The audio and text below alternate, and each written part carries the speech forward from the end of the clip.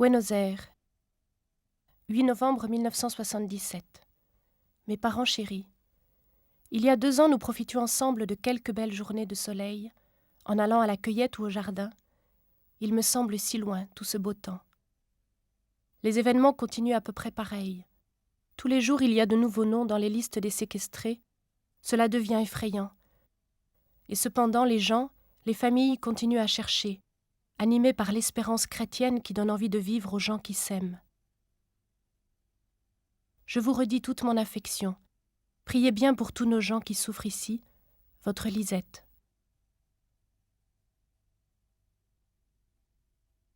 Lisette, c'est Alice Daumont, religieuse française, missionnaire. Elle vit en Argentine depuis 10 ans. Quelques semaines après avoir écrit cette lettre, elle est enlevée. C'était le 8 décembre 1977. Avec elle, 12 autres personnes disparaissent. Un groupe de mères, parmi les fondatrices du mouvement que la dictature nomma « les folles de la place de Mai », et une seconde religieuse française, sœur Léonie Duquet. Depuis qu'ils ont pris le pouvoir en avril 1976, les militaires argentins ont systématisé l'enlèvement d'opposants. Très vite, des parents de ces disparus ont commencé à se mobiliser. Les maires de la place de Mai manifestent ainsi chaque jeudi devant le palais présidentiel. Alice est avec elle. Pour tenter d'étouffer ces protestations, les militaires organisent la rafle de décembre 1977. À cause de la présence des 2 religieuses françaises, cette opération va avoir un retentissement international considérable. Pour le monde entier, Alice et Léonie vont devenir le symbole des disparus d'Argentine.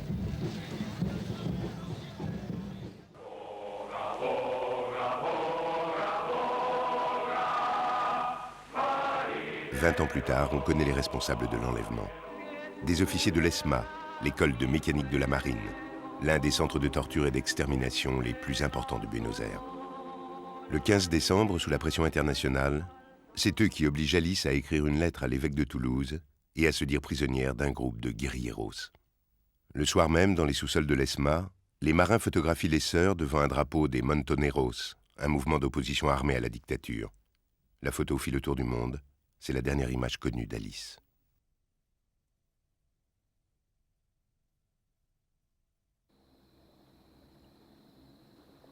Les traces de ces disparus mènent vers le delta du Tigré, labyrinthe de canaux et de marais à quelques kilomètres de Buenos Aires.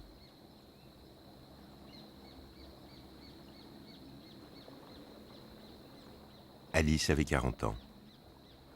Nous avons voulu remonter le fil de sa vie, depuis son village natal en Franche-Comté, jusqu'aux rives du Rio de la Plata.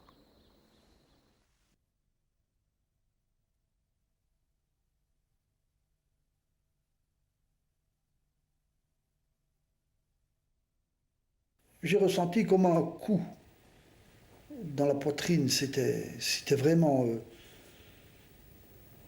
sans savoir, sans savoir de visu, sans avoir de commentaires, on était... ça nous a fait... Mais il fait quand même que la séparation, il faut dire la séparation des gens, même quelqu'un qui vous est cher, la séparation, loin des yeux, pas loin du cœur, mais là, ça nous paraît impalpable, c'est quelque chose sur quoi on ne peut pas intervenir, c'est pas comme nous sommes bien incapables de prendre un avion, incapables de pour aller chercher les gens, c'est pas... On est des petites gens, c'est tout. On est des petites gens.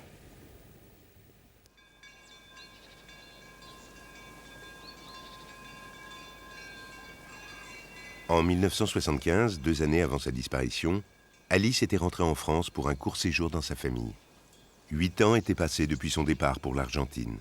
Elle revoyait pour la dernière fois ses parents, ses frères et sœurs, dont Annie, la seule avec Alice à avoir quitté le village natal. Pendant le séjour en France en 1975, Alice nous a parlé de la situation en Argentine. Mais je pense qu'elle n'en a pas parlé vraiment clairement parce que c'était difficile pour les parents. Ou alors ça vient de nous, on n'a pas vu, je crois qu'on n'a pas compris la crucialité des événements. Hein, je pense que on savait qu'elle vivait des choses dures, mais je pense qu'on ne se rendait pas compte que ça pouvait aboutir à une disparition, à une mort. Elle est arrivée en juin 1975. La grand-mère était sur son lit de mort. Les sœurs sont arrivées. Et puis elles étaient joyeuses, vraiment joyeuses. On a vu quelqu'un d'arriver exubérant et tout, et tout. On a fait l'enterrement. La grand-mère avait 97 ans. Ce n'était pas quelqu'un... Oui, elle avait eu tout son temps. Et puis, elle est partie rencontrer un tas de gens, embrasser tout le monde, exubérant au possible, contraire, comme on n'est pas à nous. Elle avait suivi un chemin qui était tellement différent d'une autre, qu'elle était tellement loin de nous, bien que c'était notre sœur. Elle était comme les rails quoi, du train, chacun sa trajectoire, bien qu'elle était similaire, mais elle n'était pas. Une chose qui choquait quand même, c'est que quand elle est rentrée, Alice, on s'attendait à voir la religieuse rentrer, et elle avait une tenue de jean. Elle était en jean, et puis elle nous avait ramené, elle a fait une fête familiale où elle avait ramené le maté, et qu'elle a pris. Mais nous, localement, on a vu cette sœur arriver, on a vu l'image petit, on attendait une sœur qui arrivait avec son costume, le costume de religieuse. Alors, elle allait nous faire la prière. Mais non, elle arrive en jean, et elle nous montre le maté. Effectivement, il y a des gens locaux qui disent, mais c'est plus une sœur, c'est quoi? Je veux dire, c'est quelqu'un qui vivait comme les autres. Je vivais simplement comme beaucoup d'autres, dans un petit village avec ma famille. Mais j'ai compris que le monde ne s'arrêtait pas aux portes de mon village. Dieu a semé dans mon cœur cette graine de curiosité et de préoccupation pour tous mes frères, qui ont le même droit de vivre, parce que la terre est à Dieu, et Dieu l'a voulu pour tous ses fils. Il a fait naître en moi cette envie de partager le peu de choses que j'ai, et ma personne, un peu comme l'a fait le Christ en son temps. Je ne voudrais pas que tu me voies comme un personnage anormal, mais comme une amie simple et fidèle, quelquefois un peu plus bornée que les autres, mais avec la même volonté toujours.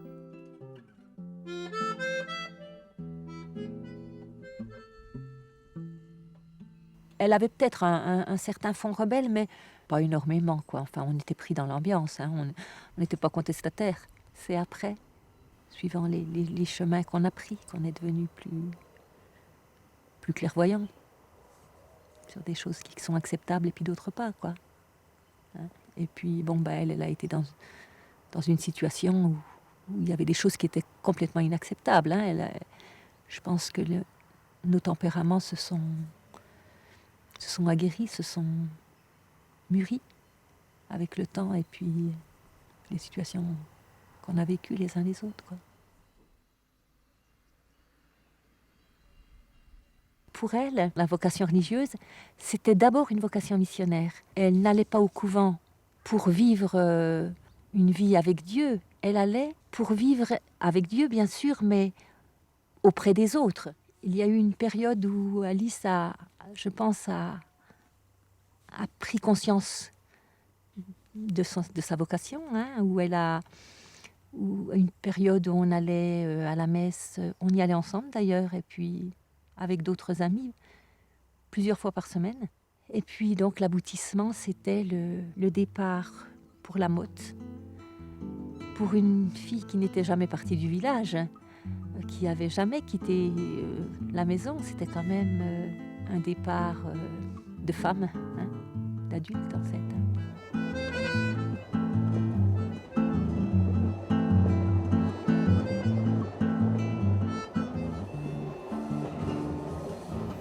Notre-Dame de la Motte, 6 mars 1958. Cher petit papa, chère petite maman, chers tous. Si vous voyez comme c'est beau ici, il y a tant de fleurs partout, un vrai parterre de toutes les couleurs. Aujourd'hui, j'ai beaucoup de choses à vous raconter. Ces 15 jours ont été fertiles en événements. Lundi, on est allé chercher beaucoup de mousse dans les bois. On avait apporté notre goûter sur l'herbe. On a bien ri, je vous assure. Le jeudi, il y a eu la fête Dieu. On a fait la procession du Saint-Sacrement le soir avec les flambeaux. Et cette semaine, Ça a recommencé, exactement pareil pour la fête du Sacré-Cœur. Mais c'était encore mieux. Je crois que je vous ai déjà dit que notre mère Dolores avait une grande dévotion au Sacré-Cœur. Et ce matin, tout le monde s'est levé à 4h30 parce que c'était le départ de 2 sœurs pour Hong Kong. Elles sont parties sans pleurer. Moi, contrairement à mon habitude, j'étais tout près. C'était la première fois que je voyais un départ en mission. C'est quand même drôlement impressionnant quand on dit c'est pour toujours. À 19 ans, Alice Daumont devient sœur Marie-Catherine, Cathy pour celles qui l'entourent. 3 ans plus tard, elle prononce ses vœux chez les Sœurs des Missions étrangères. La congrégation fut fondée en 1931 par une riche dame argentine, Marie Dolores, et un prêtre des Missions étrangères, le père Nassois. Le père Nassois était un père des Missions étrangères de Paris. Il trouvait qu'il y avait des sœurs qui faisaient la classe, elles le faisaient très bien, elles tenaient des hôpitaux, elles le faisaient très bien. Et il nous répétait toujours, admirez bien ce qu'elles font, mais ne les doublez pas. Il y a un tas de choses qui ne sont pas faites, et c'est à vous de trouver, justement, sur le terrain, les choses à faire et à voir avec les gens. Donc, il nous disait à l'époque, évidemment, il faut se replacer dans la situation de l'époque, aller dans les coins les plus reculés, là où personne ne veut aller, où il n'y a pas de prêtre. Bon, c'était l'idée. Or, Mère Marie Dolores, qui elle venait d'Argentine, contrairement au père Nassois, elle avait une tendance à vouloir faire des sœurs de grandes dames, un peu son style et ce qu'elle avait reçu chez les dames du Sacré-Cœur. Alors qu'en Argentine, on avait réussi quand même à s'orienter, à mon avis, dans le sens qu'avait voulu le père Nassois.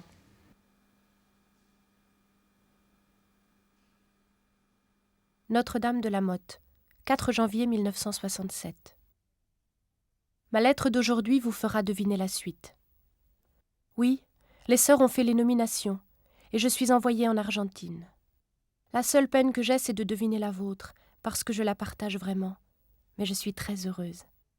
Maintenant, je vais commencer de préparer ma malle pour être prête à partir d'ici le 14. Je crois que nous passerons par Pau et Lourdes. Ma chère petite maman, quand je te revois sur le quai à Besançon, je revois en même temps le geste si affectueux du Jackie pour toi et le beau sourire du papa. Et tous vous me dites « Avance, ne regarde pas derrière. Je vous promets que j'essaierai toujours en me rappelant de vous. » Je devine vos larmes, et avec vous je les offre au Seigneur, qui les mélange à son sacrifice. Si Alice est partie en Argentine, c'est parce que moi, personnellement, en Argentine, j'ai tout appris. Où j'ai fermé l'hôpital militaire. J'ai fait fermer l'hôpital militaire et je suis partie à Morone où on avait en charge surtout les bidonvilles. Et ça, c'est une évolution, si tu veux, que j'ai faite en Argentine grâce à l'Argentine, à la situation du pays qui m'a appris que, mais quand même, qu'est-ce qu'on faisait là? Le père Nassois, parce que moi j'avais eu la chance de connaître le père Nassois et je savais que le père Nassois nous voulait un peu aux avant-postes de choses qui n'étaient pas trop prises en charge. Qu'est-ce qu'on foutait dans un hôpital militaire, bonsoir? Je ne dis pas que c'était inutile totalement, hein. Mais enfin, moi, je ne voyais pas. Et à ce moment-là, l'évêque de Morone avait cherché quelqu'un pour s'occuper de ce genre de choses. La maison de la catéchèse et la maison de la charité, qui s'occupait spécialement des bidonvilles. Et c'est là que, sans crainte à ce moment-là, et au contraire, j'ai bien vu Cathy là-bas. Alors que certainement, si je n'avais pas été en Argentine moi-même, je serais restée avec l'idée que j'aurais été envoyée en Asie, je ne sais pas comment j'aurais évolué, et Cathy serait sûrement jamais allée en Argentine.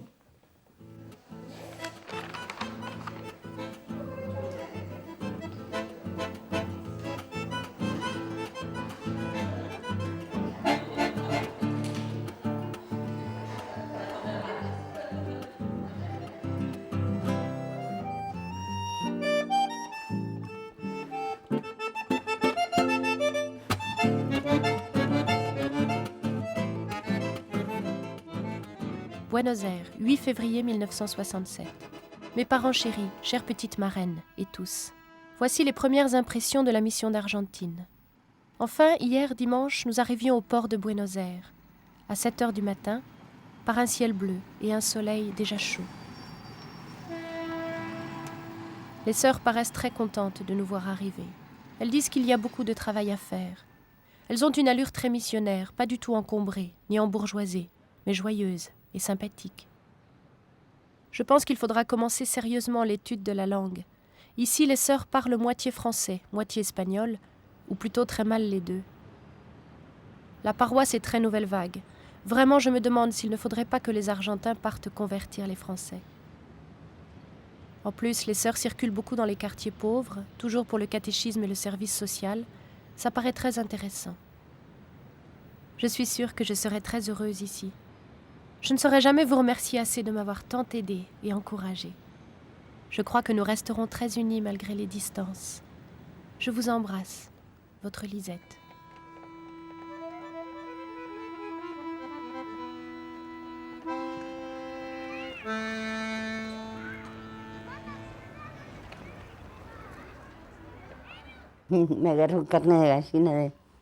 J'ai la chair de poule, les souvenirs remontent, on se rappelle d'un tas de choses.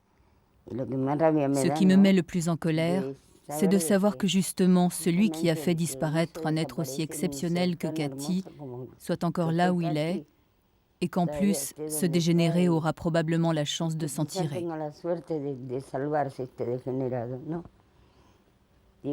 Souvent, je me dis c'est injuste. Alors que ce qu'elle enseignait, c'était l'amour. Ce qu'elle donnait, c'était l'amour.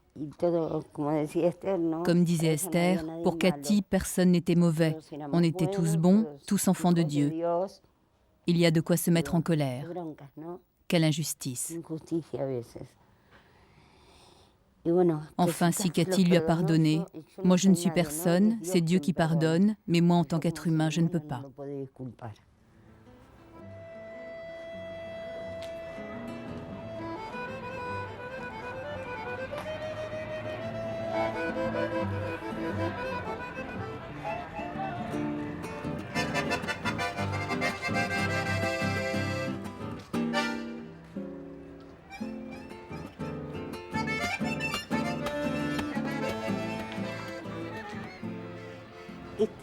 Cathy habitait exactement là.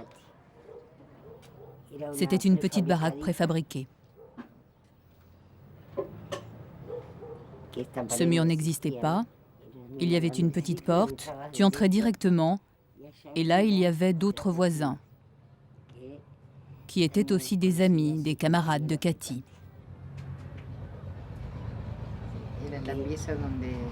C'était la pièce où on rangeait les lits debout. Exact. Dans la journée, on les mettait debout, et la nuit, on poussait les tables, et on mettait les lits par terre.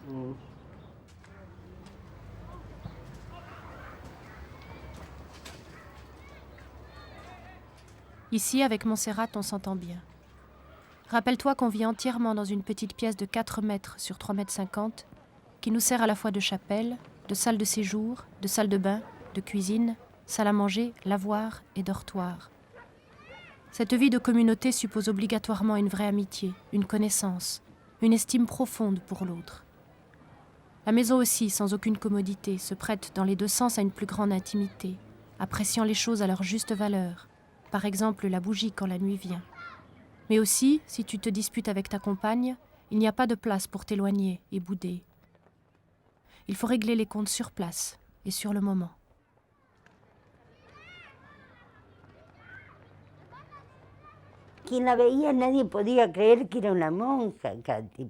En la voyant, personne n'aurait pensé que Cathy était une bonne sœur.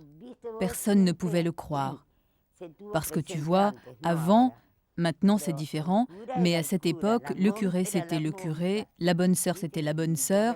Alors tout d'un coup, voir apparaître ici un personnage comme Cathy, c'était quelque chose d'invraisemblable. Non, c'était pas croyable.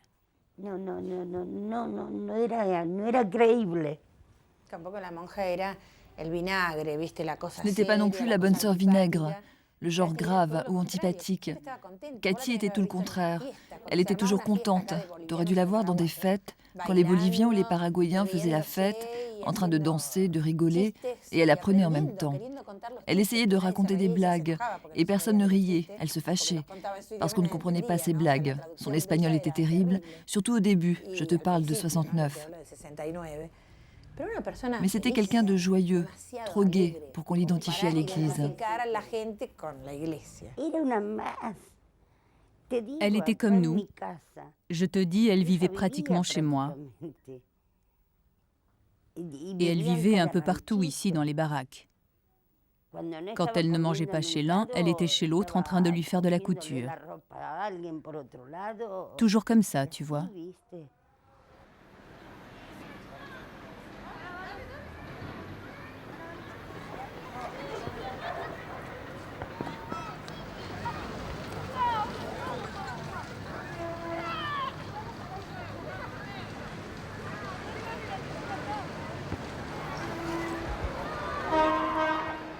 Ficha Lugano, 23 avril 1970. Savez-vous que j'ai grossi depuis que je vis avec les pauvres? Je me sens très bien, calme et détendue. Ce travail d'évangélisation me plaît beaucoup. Et je suis heureuse quand je vais visiter mes voisines ou les malades du quartier. Je crois vraiment que je réalise ce pourquoi je suis née. Hier, je suis allée voir une jeune maman de 17 ans qui vient d'avoir des jumelles prématurées. Une est déjà morte. Et l'autre, on a peur. Elle était si contente, cette jeune maman, même si elle n'a pas de mari. Bien souvent, les mamans de 15, 16, 17 ans ne savent pas comment s'en tirer avec un bébé. Souvent, je me demande ce que j'aurais fait à leur place. J'admire toujours le courage de ces gens qui accueillent ce petit comme si c'était un cadeau du ciel. Je vous assure que bien souvent, ces gens nous font penser et nous obligent à faire un examen de conscience sérieux. Voilà, mes chers parents, vous devez penser que des fois ça nous coûte d'être pauvres avec nos gens. Mais si on partage leur peine, on partage leur joie. Et c'est cela qui fait notre vie belle.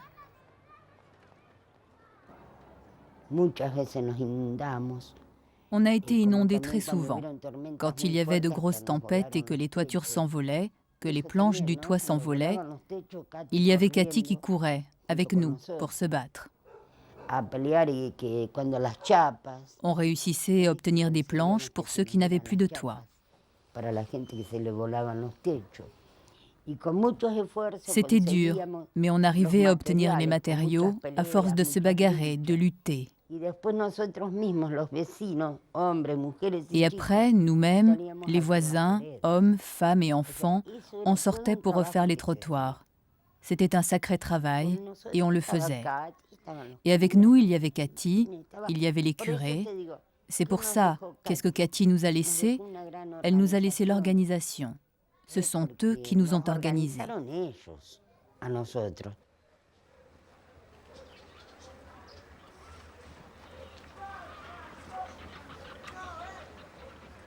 Figurez-vous qu'on est tous bien misérables dans notre quartier. On n'a plus d'eau depuis 4 jours. Les gens souffrent tous parce qu'il y a quelques robinets dans les rues. 5 pour 15 000 personnes. Je ne sais pas si vous vous rendez compte de ce que cela suppose. Il faut attendre son tour pendant des heures pour remplir 2 seaux d'eau. Ça donne une impression des plus tragiques, avec la chaleur et tous ces gosses avec des grands seaux dans lesquels ils se perdraient. Tout cela parce que les pauvres n'ont aucun droit reconnu. Le gouvernement fait ce qu'il veut sans aucune préoccupation pour le peuple qui commence à se réveiller. On dirait qu'ils ne sont pas considérés comme des hommes, ni comme des animaux. Je vous assure que ça fait réfléchir et que ça vous donne envie de faire la révolution.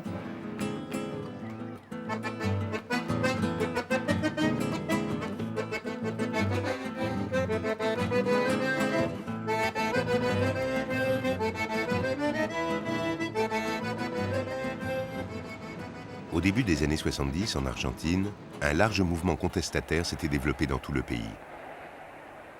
Dans les universités, les usines, dans les quartiers pauvres, les manifestations et les grèves se multiplient. C'est toute une génération étouffée par des années de gouvernement autoritaire qui crie sa révolte. Depuis la chute du général Perón en 1955, les coups d'État se succèdent. En 1966, le général Onganía instaure une dictature qui plonge le pays dans une crise sociale et politique sans précédent. Finalement, les militaires, acculés par le soulèvement populaire, sont obligés de battre en retraite. En 1973, pour la première fois, des élections libres sont organisées et les péronistes l'emportent, après 18 ans de mise à l'écart.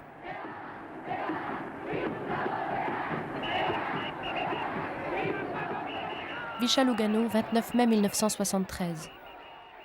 Il semble que nos gens vivent dans une grande espérance d'un monde meilleur, après le changement de gouvernement.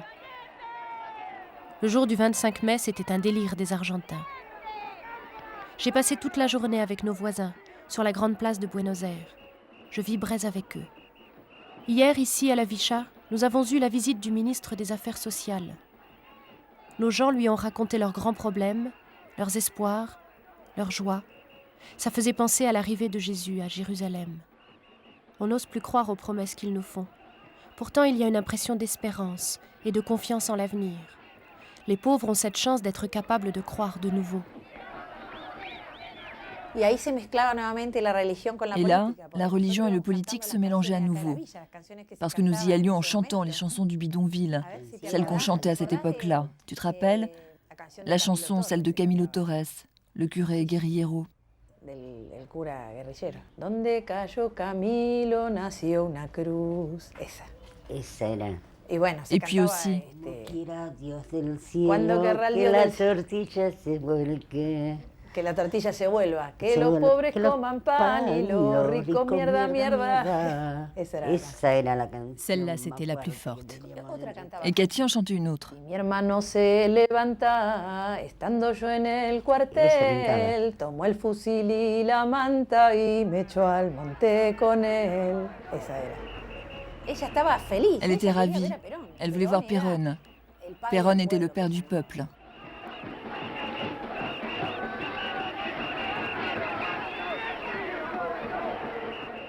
Vous devez entendre parler de Perón à la radio et à la télévision. C'est vrai que nos gens mettaient une grande espérance dans son retour, comme si lui pouvait changer leur vie du tout au tout. Et puis il ne se passe pas grand-chose. Au contraire, la vie augmente tous les mois et les salaires sont toujours les mêmes. Nos gens s'organisent pour se défendre et obtenir ce à quoi ils ont droit. Il y a des réunions du quartier, de toutes les vichas, des manifestations, des congrès. C'est sûr que le Seigneur peut libérer ce peuple. Il veut que nous le disions. Et c'est pourquoi le clergé se divise. Les uns veulent rester du côté du pouvoir, les autres s'identifient avec les pauvres et travaillent pour obtenir les droits pour tous. Nous sommes engagés dans cette ligne par notre institut tout entier. Je suis entièrement d'accord, même si cela nous coûte cher. Et puis, quand le péronisme a commencé à se fissurer, les grandes frustrations sont apparues. Parce que nous-mêmes, les péronistes qui avons voulu ramener Perón, on s'est sentis persécutés par des gens qui étaient au pouvoir avec Perón. Commencent alors à disparaître des amis à nous, comme le Negro Martinez, qui était un camarade de la jeunesse péroniste, un camarade comme nous. C'est le premier disparu qu'on a eu ici dans le bidonville, le premier ami disparu. Et puis il y a eu la mort du général. On pardonnait tout à Perón, parce qu'en définitive, c'était le vieux et donc on lui pardonnait tout. Et il nous laisse Isabelle en héritage, mais nous ne voulions pas d'Isabelle.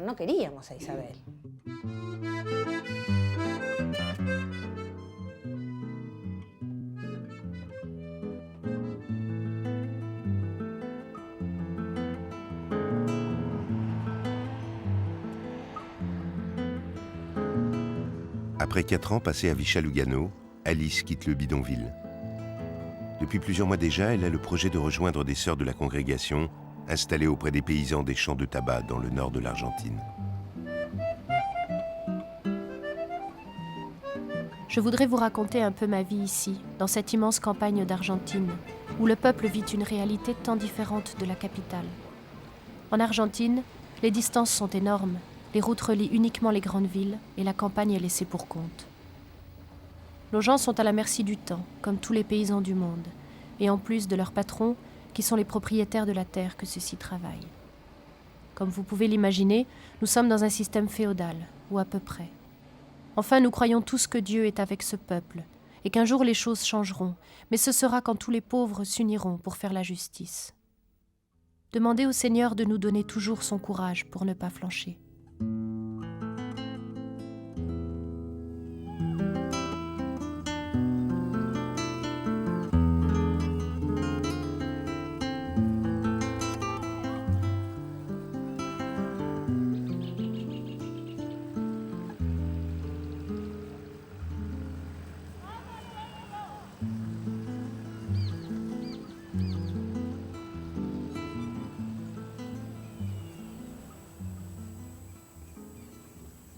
Bueno, llegamos a Perugoria sin programa hecho. Nous sommes arrivés à Perugoria sans programme établi. C'était ça l'idée. Venir vivre avec les gens, voir quels étaient les besoins des gens et faire ce que les gens nous demandaient. C'est comme ça qu'on est arrivé arriver aux paysans. Parce que bien sûr, en arrivant ici, moi je n'étais pas dans le premier groupe, mais je sais que les sœurs racontaient que tout de suite, les gens riches du village s'approchaient des sœurs. Il y a des sœurs, ça fait bien. Alors on va pour les appuyer, on leur envoyait des desserts, on leur envoyait les gens bien du centre. Mais alors je sais que les sœurs ont refusé un petit peu ça. Se sont éloignées de ces gens-là et pour se donner plus spécialement aux paysans qui venaient. ¿De qué se trataba? Se trataba simplemente de juntar. De quoi s'agissait-il? Il s'agissait simplement de nous réunir avec les gens, qu'ils nous racontent ce qu'était leur travail, le fait de semer, de planter, de récolter, de classer, tout ça avec les mains. Tout ça pour ne rien avoir à manger et en plus, devoir offrir au patron presque la moitié de la récolte. Et en réfléchissant avec eux à tout cela, nous avons commencé à penser que seuls on ne pouvait rien faire, mais que si on se rassemblait pour protester, peut-être ils pourraient nous entendre. C'est comme ça, sans une grande réflexion, mais poussés par la réalité, que les ligues agraires sont nées. Ça n'a pas pris longtemps. Ça s'est répandu comme de la poudre.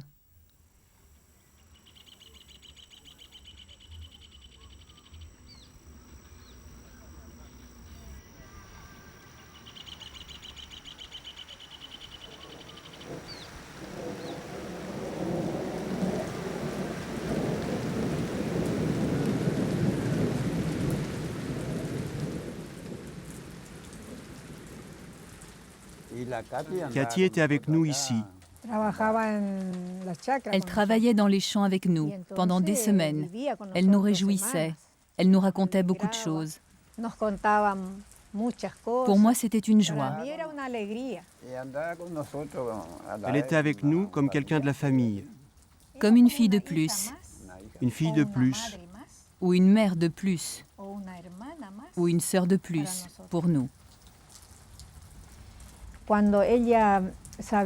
Quand elle apprenait que chez un voisin il y avait un enfant malade ou une personne malade, elle y allait et apportait des médicaments, n'importe quel médicament qui puisse servir. Et elle le soignait et elle veillait sur les malades.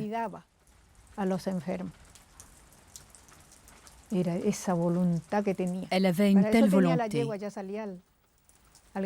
C'est pour ça qu'elle avait sa jument, elle y allait au galop, faire tout ça, voir toutes les familles. C'était ça aussi sa mission. Elle faisait beaucoup de choses bien, la sœur Cathy. Pour tous les gens qui étaient dans le besoin, à la campagne.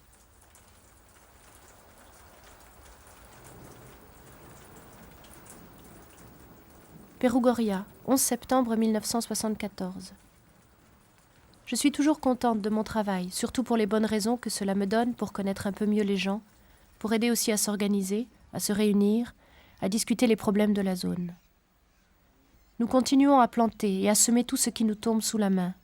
La terre est tellement riche que les semences donnent beaucoup. C'est vraiment malheureux que tout soit aussi mal partagé dans notre pays. Tous ces jours passés, je suis allée labourer avec les voisines. Ça me rappelle notre travail avec le papa. Je le fais vraiment de bon cœur, surtout que cela me permet de parler avec les paysans.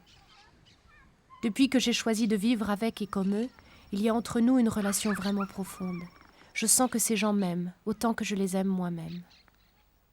C'est avec ce monde que nous sommes engagés comme chrétiennes, et c'est avec eux que nous travaillons à un changement, pour que notre société soit vraiment celle que Dieu veut.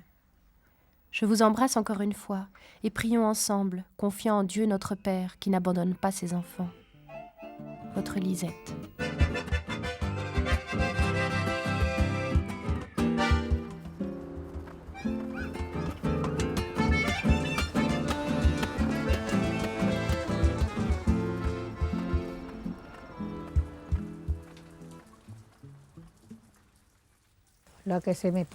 Ceux qui militaient aux ligues agraires, c'était Anna, Maria, Tonito, Toti.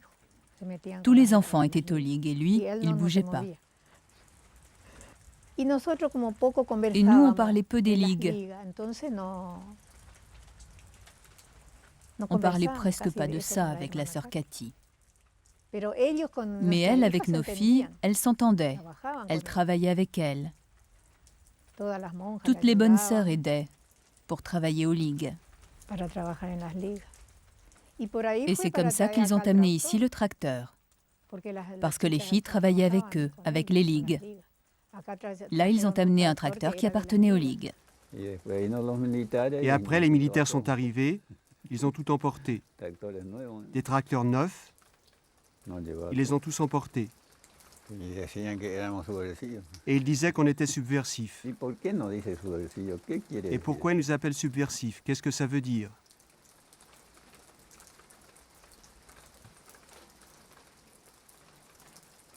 Je ne sais pas, moi. Qu'est-ce que ça veut dire, ça?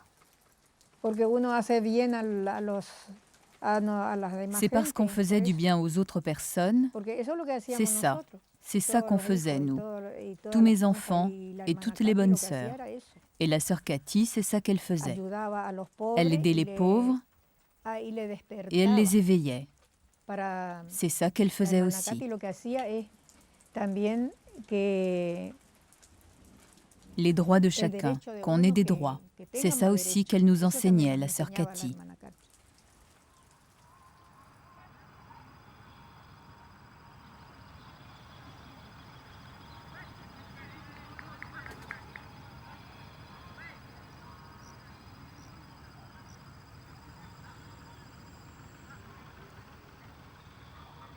Por la represión que tuvimos después, la gente tuvieron miedo todo porque vio lo que pasó. Avec la répression, les gens ont tous eu peur. Ce qui s'est passé, c'est que beaucoup ont été tués sans raison. Et alors là, tous ont pris peur. Surtout les gens plus âgés, ils ne veulent plus rien savoir des ligues agraires. La peur s'est installée. On ne te demandait pas si tu appartenais aux ligues ou pas, ils te faisaient ce qu'ils voulaient. C'était comme ça.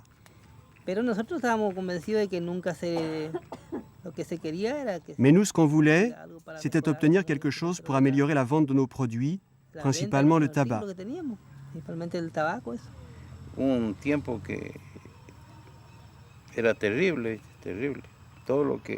Il y a une époque, c'était terrible. Tout le monde était poursuivi, nous n'avions aucune tranquillité. Moi, j'avais peur pour mes enfants. À tout moment, on pouvait nous tuer, nous, ou tuer nos enfants, ou les séquestrer. Nous n'avions plus aucune sécurité, et sans savoir pourquoi. C'est ça le pire. Moi, par exemple, si j'avais su pourquoi. Mais encore aujourd'hui, je ne me l'explique pas.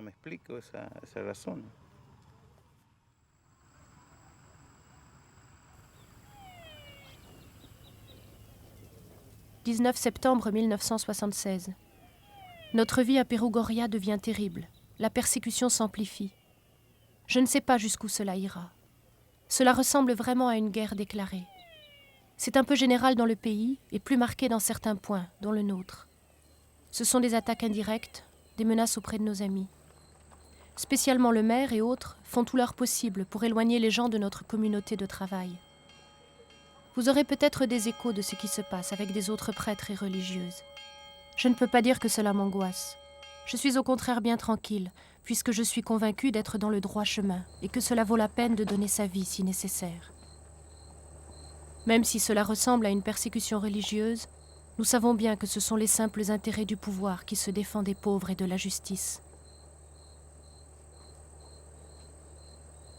Cathy a un peu choisi de partir d'ici, parce qu'à un moment, elle ne pouvait plus travailler avec les paysans, parce qu'elle était coincée, poursuivie par la police, qui savait qu'elle ne faisait pas que récolter le tabac, mais qu'elle faisait aussi un travail de prise de conscience.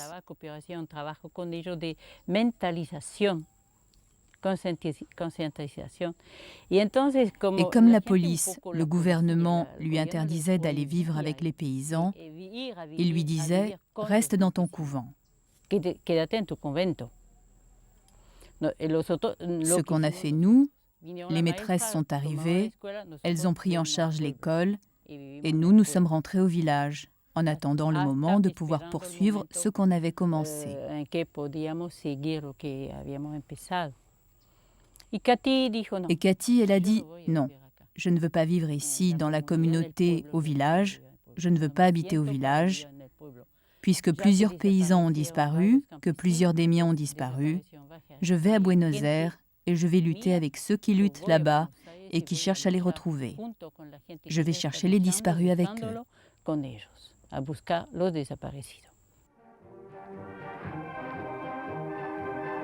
Depuis mars 1976, les militaires argentins ont repris la maîtrise totale du pouvoir.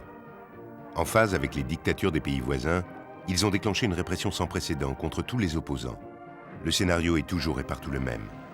Des hommes fortement armés font irruption dans la rue en plein jour ou la nuit dans les maisons, arrêtent une personne, l'embarquent cagoulée vers une destination inconnue. Les familles des victimes sont laissées sans nouvelles. Un climat de peur et d'indifférence s'abat sur l'Argentine. Très vite, au printemps 77, malgré les menaces, un petit groupe de mères de disparus commence à manifester. Jeudi après jeudi, elles se rassemblent et marchent sur la place de Mai, face au palais présidentiel du général Videla.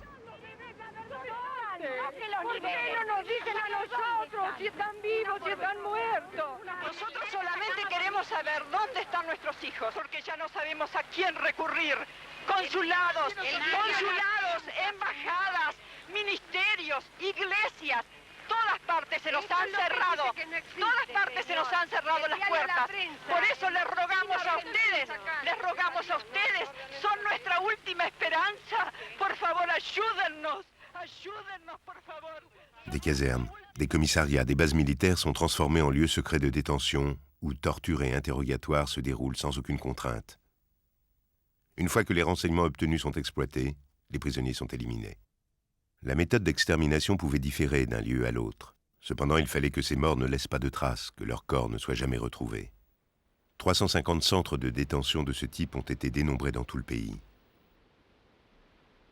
À Buenos Aires, l'un des plus importants était tenu par la marine et fonctionnait dans les locaux du mess des officiers de l'école de mécanique de la marine, l'ESMA.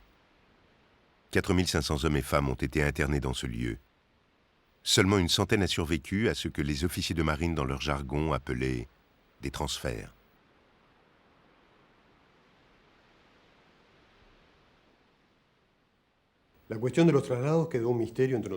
L'affaire des transferts est pour nous restée longtemps un mystère. C'est seulement assez longtemps après être arrivé à l'école mécanique de la marine, à l'ESMA, qu'on a pu peu à peu, à partir d'éléments récoltés parmi les camarades détenus à l'ESMA, reconstituer le processus dans son ensemble.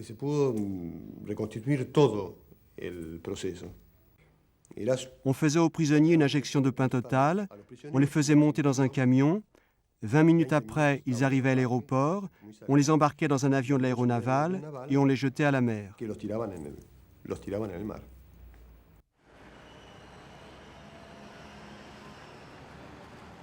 3 juin 1977. Mes parents chéris, comme vous pouvez le voir, je suis encore à Buenos Aires. Il semble que les choses vont plutôt mal à la campagne. Je travaille le matin et l'après-midi, je me dédie à une organisation, Mouvement œcuménique pour les droits de l'homme. Il y a beaucoup de gens que je connaissais d'avant, très concernés par ce qui se passe autour de nous. Je dois visiter beaucoup de gens et institutions pour faire connaître et tenter de résoudre les problèmes immédiats de tant de familles détruites par la répression. L'angoisse des mamans qui cherchent leurs enfants séquestrés, le calvaire et les chemins de croix dans les officines du gouvernement, les gendarmeries, la négation de tout un secteur de l'Église. C'est la passion que vivent aujourd'hui toutes les familles, sans compter les tortures que supportent tant de gens dans les prisons et ailleurs. Dieu ne peut pas rester muet. Il veut certainement répondre quelque chose.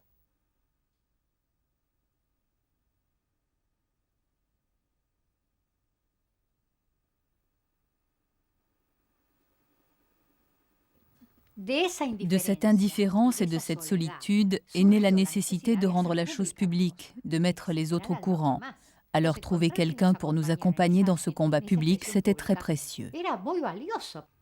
Et Alice, bien sûr, était avec nous. Elle était notre consolation, notre appui. Trouver un prêtre qui nous accompagne, on allait voir Monseigneur Saspé, le seul qui nous écoutait à ce moment-là, et il pleurait. Il n'avait rien à nous dire pour nous soutenir, et il se mettait à pleurer. Un prêtre de Florida, qui a été très connu ici et dans les alentours, nous prenait les mains. « Mère, priez », disait-il. « Mère, priez ». Comment prier? Il faut faire quelque chose, Père. Alice, elle marchait avec nous, elle était à nos côtés. Et cette force nous a conduits à la lutte que nous avons menée. C'est pour ça que ce mouvement a été si beau, parce que nous avons rassemblé la force de toutes ces grandes femmes. Eux, ils les ont vues. Et c'est pour ça qu'ils les ont fait disparaître.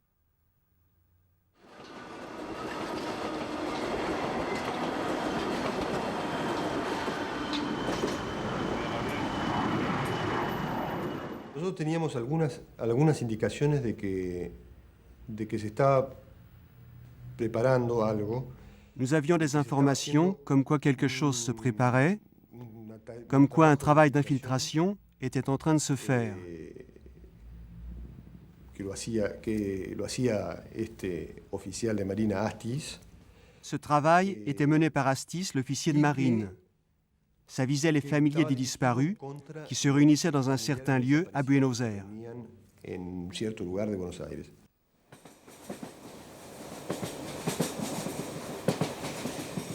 20 septembre 1977. Dimanche, je suis allée passer la journée à Bursaco. Là, je passe les fins de semaine avec Titina. Cela me fait du bien, et à elle aussi. Et je rentre pour la messe du soir, dans une église où nous participons en groupe avec les familles des prisonniers séquestrés. Depuis peu, je partage la vie d'une famille d'amis à Buenos Aires. Des gens que j'ai connus avant, quand je vivais à la Vicha. Ils sont un ménage très uni, vraiment compagnons entre eux, profondément chrétiens. Ils ont 8 enfants. On vit dans un climat très chaud et heureux, sans être fermé. Vraiment, quand ils me l'ont offert, cela me paraissait venir du ciel, parce que je me trouvais un peu sevrée.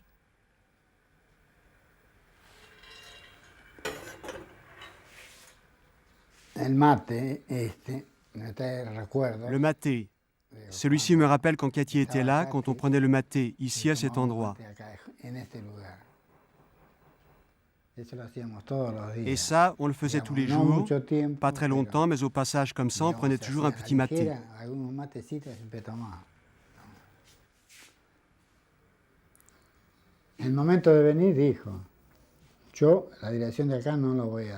En arrivant, elle a dit « Moi, l'adresse d'ici, je ne la donnerai pas ». Comme à Corrientes, elle avait déjà eu tous ces problèmes, elle savait les risques qu'elle courait. On t'emprisonnait pour un rien, alors si on ouvrait la bouche, défendre quelqu'un, alors là, c'était un délit. Alors, prévoyant ça, elle a dit qu'elle ne donnerait l'adresse sous aucun prétexte.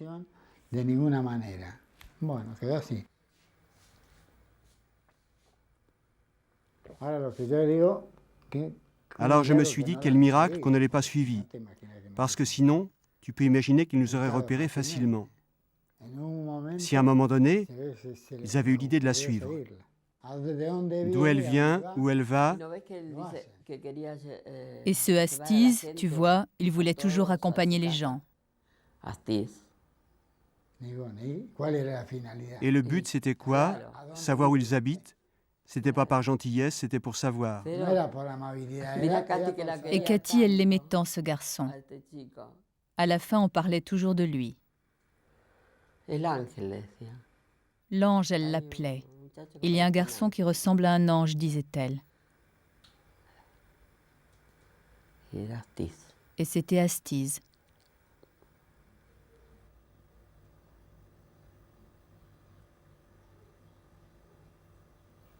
Astiz arrive à la place après nous avoir vus plusieurs jeudis. Ce jeune homme s'est approché, il était beau. et il avait l'air apeuré. « Je veux être avec vous, je dois récupérer mon frère. » Et nous l'avons cru, c'était un acteur.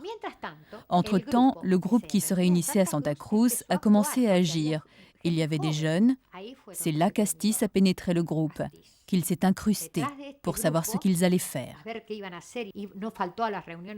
Il n'a jamais manqué les réunions de Santa Cruz. C'est là qu'il a monté son affaire. Alice était là, les jeunes, Astiz, les mères étaient là. Il y avait beaucoup de monde. Ça a été le premier endroit qu'on nous a ouvert pour faire des réunions. Et c'est là qu'il nous a infiltrés.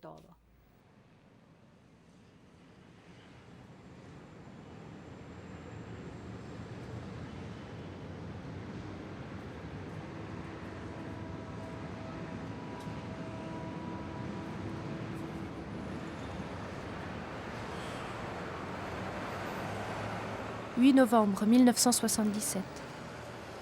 Il y a des jours où je pense avec nostalgie à ces matinées pleines du soleil des champs, du bruit familier et domestique.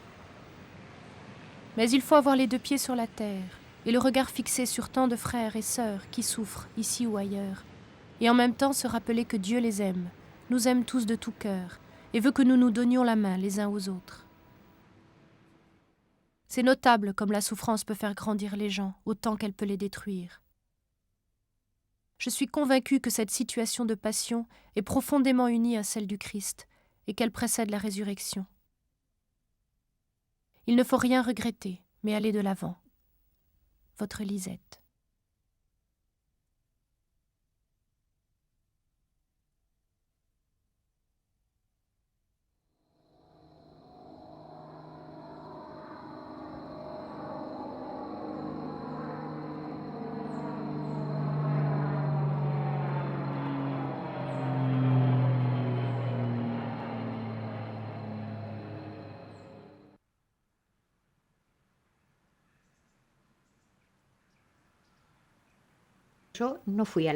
Moi, je n'ai jamais été aux réunions de Santa Cruz. J'y suis allée le jour de l'enlèvement et Alice était là. Je m'en souviens comme si c'était aujourd'hui. J'ai parlé avec Alice devant la porte de l'église. Ce jour-là, moi au moins, je n'ai pas eu peur. Jusqu'au moment où Esther sort avec quelqu'un d'autre. Et je vois qu'on l'attrape, qu'on la tire sur le côté. Pourquoi? Qu'est-ce qui se passe? Je crie, je vois qu'ils l'emmènent. Derrière viennent Ketty et Tita, je leur dis « On nous emmène, on nous emmène ». Un autre type qui sort de je ne sais où nous pousse. « Avancez ». Il nous a poussés toutes les trois, je n'ai plus rien vu. Nous sommes rentrés dans l'église, serrés toutes les trois, comme mortes de peur. Sans une goutte de sang dans le corps, on était terrorisés. Et tout le monde sortait. La messe était finie. Ça a été terrible. Il y a un couloir avec des grilles entre ce calvaire et la porte de l'église. J'ai entendu des cris et des gens qui couraient dans ce couloir. Quelqu'un a couru, quelqu'un a crié. Je ne sais rien de plus.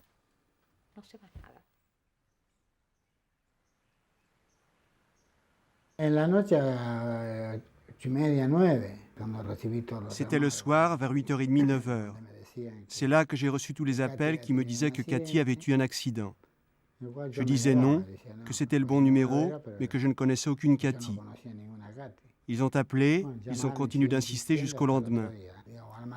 À l'aube, il y a eu un appel avec une voix qui m'a convaincu. Je ne sais pas pourquoi, peut-être par la façon de demander si c'était bien le numéro. On m'a dit « Écoutez, on vous parle de Santa Cruz ». J'ai commencé à y croire. J'avais quand même encore quelques doutes. On m'a dit « Cathy a eu un accident ». Je n'ai dit ni oui ni non, ni encore moins merci.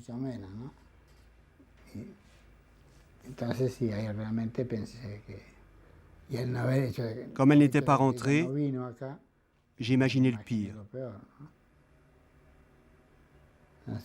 Voilà, ça s'est passé comme ça.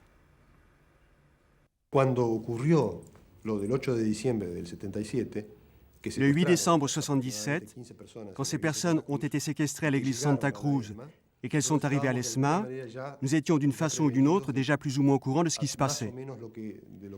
Évidemment, à partir de là, nous avons eu les détails.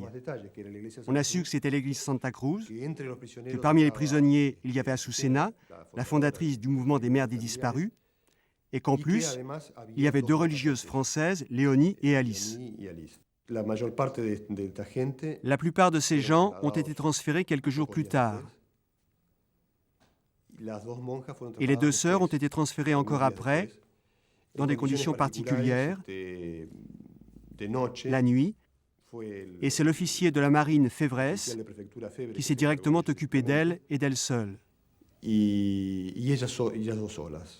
Au sujet de ce qui s'est passé avec les 2 religieuses, le mystère reste entier. Moi, en ce qui me concerne, je n'ai aucun élément pour savoir ce qu'elles sont devenues. Évidemment, elles ont été tuées, mais comment, où, je n'ai aucun élément pour le savoir.